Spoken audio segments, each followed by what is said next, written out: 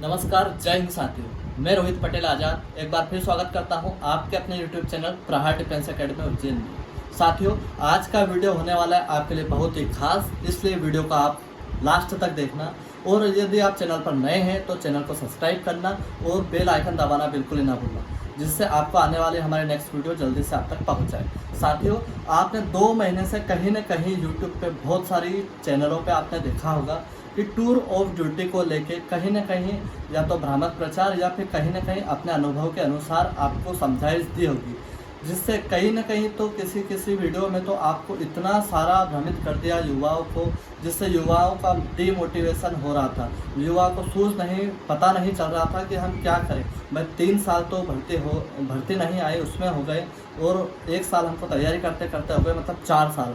और 4 साल की टूर ऑफ ड्यूटी रहेगी, तो फिर हमारा क्या 4 साल तो हमको तैयारी करते करते हो गया है। तो साथियों, आज के वीडियो में हम यही बात करने वाले हैं कि पहले चयन प्रक्रिया पहले आपकी भर्ती में क्या होता था, अब टूर ऑफ ड्यूटी में क्या लागू हो गया है, टूर ऑफ ड्यूटी अभी लागू हुआ है या नहीं हुआ है, ये कितने साल का रहेगा, इससे आपको क्या फ़ायदा रहेगा, इसमें आपको क्या नुकसान रहेगा, और इसमें जो आम जनता है उस पर क्या फ़र्क पड़ेगा, और सरकार को इससे क्या फ़ायदा होगा, क्या नुकसान होगा।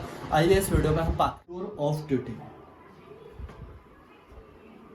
साथियों, पहले जो होता था चयन प्रक्रिया क्या होती थी, पहले चयन प्रक्रिया होती थी 3 चरण में। भर्ती प्रक्रिया जो होती थी आपके 3 चरण में होती थी।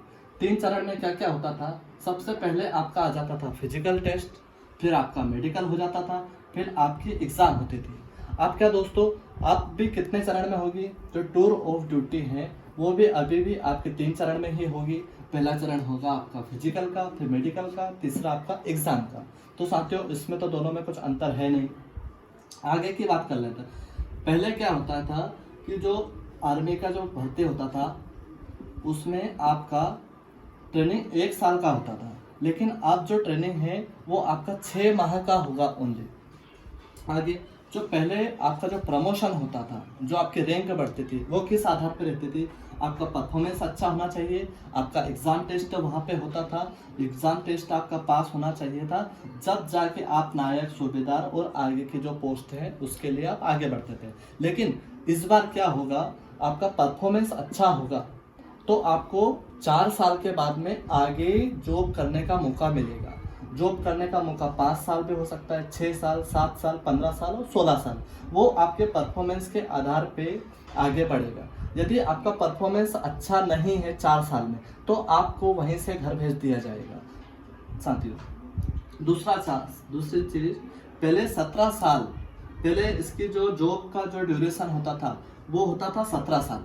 17 साल पहले जॉब करने के बाद में आपको पेंशन भी देती थी सरकार। लेकिन इस बार क्या है, 4 साल, जो 4 साल आप वहाँ पे जॉब करोगे उसके बाद में आपको पेंशन नहीं मिलेगी। ये कहीं ना कहीं हमारे लिए एक नई बात है। दूसरी चीज़, पहले 17 साल के बाद में आरक्षण मिलता था। आरक्षण कैसे मिलता था, जैसे आपने पुलिस, जैसे कोई मध्य प्रदेश से है तो एमपी पुलिस में उसको आरक्षण मिल जाता था कुछ नंबर का, एसआई में उसको आरक्षण मिल जाता था कुछ नंबर का। लेकिन अब उसको ओनली 4 साल आपने आर्मी में आप सेवा दी और आपको आरक्षण मिल जाएगा। तो कहीं ना कहीं ये फायदे वाली बात। ये तो हो गया आपका कि चयन प्रक्रिया कैसे होगी और आप रिटायरमेंट लेंगे वहाँ पर तक कैसे पहुँचेंगे। लेकिन अब जान लेते हैं कि जो नया रिक्रूटमेंट रहेगा, जो नए बंदे वहाँ पे जाएंगे, उनके लिए फ़ायदा क्या है और नुकसान। साथियों, पहले क्या होता था कि जब आप आर्मी में लग जाते हो, आप ट्रेनिंग पूरी 1 साल के पूर्ण कर लेते हो, उसके बाद में आर्मी आपको 17 साल के बाद ही छोड़ती थी। और कहीं ना कहीं आपकी फैमिली में प्रॉब्लम हो, चाहे आपके पर्सनल प्रॉब्लम हो, चाहे आपका मन नहीं लग रहा हो, लेकिन 17 साल आपको नौकरी करनी होती है, लेकिन करनी होती है। लेकिन आप वहाँ से यदि आते हो तो आपको फिर यहाँ से सोसाइटी में एक हो जाता है कि भगोड़ा नाम से आप पहचानने लग जाते हो। लेकिन इस बार क्या हुआ, यदि आपका मन नहीं है, घर पे आपको कोई प्रॉब्लम है या फिर आपको पर्सनल प्रॉब्लम है, तो 4 साल बाद आप बिल्कुल घर आ सकते। दूसरी बात साथियों, पहले आपको जो 17 साल बाद जो आरक्षण मिलने का था, वो इस बार टूर ऑफ ड्यूटी के तहत आपको कहीं ना कहीं वो 4 साल बाद ही आरक्षण मिलने लग जाए। कहीं ना कहीं ये हमारे लिए एक फायदे की। पहले क्या होता था कि एक बार आपने आर्मी का फिजिकल टेस्ट, मेडिकल पास और सारी चीज़ें आर्मी में आप लग जाने के बाद में आपको 17 साल आर्मी कुछ नहीं कहते थे, आप वहीं पे स्थायी हो जाते थे। आप वहाँ पे अच्छा परफॉर्मेंस देते हो, टेस्ट में फेल भी होते हो तो आपको आगे समय मिलता था कि आप ये टेस्ट पास हो जाइए। तो आपको कहीं ना कहीं ये चिंता वाली बात ही नहीं थी कि आर्मी से हमको बाहर कर देंगे।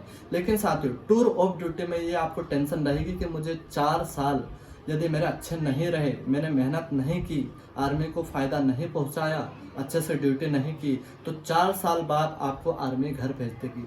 कहीं ना कहीं ये जो अंदर जाके तैयारी नहीं करते थे, वो इस बार उनको आगे यदि जॉब करना है आर्मी के अंदर तो वो मेहनत करने लग जाएंगे।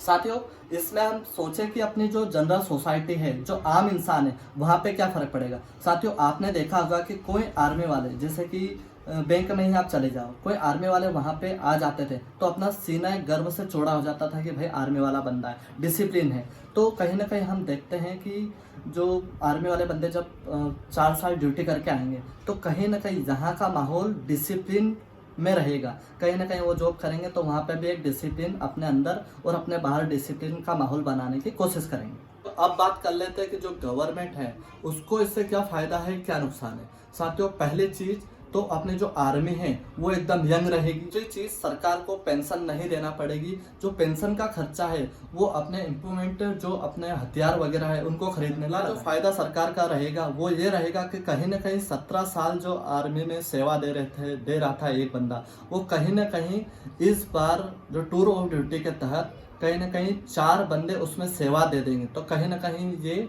उनका सेवा का और सरकार को थोड़ा सा रोजगार देने में भी फायदा मिले। साथियों, इससे एक बड़ा नुकसान ये भी है कि आर्मी यंग तो हो जाएगी, लेकिन 4 साल बाद यदि रिटायर्ड कर देते हैं तो जो आर्मी में बंदे हैं उनको एक्सपीरियंस कैसे होगा, अनुभव तो उनके पास में होगा ही नहीं, और अनुभव सबसे बड़ी चीज़ होती है। तो साथियों, टूर ऑफ ड्यूटी में अभी जो फिलहाल प्रोसेस चल रही है वो प्रोसेस है कि 50% को टूर ऑफ ड्यूटी में रखा जाएगा और 50% को वो परमानेंट। तो आप अच्छी तरह समझ गए होंगे कि टूर ऑफ ड्यूटी क्या है, क्या प्रक्रिया रहेगी, क्या इसमें रिटायरमेंट का प्रोसेस रहेगा, क्या आगे बढ़ने का प्रोसेस रहेगा।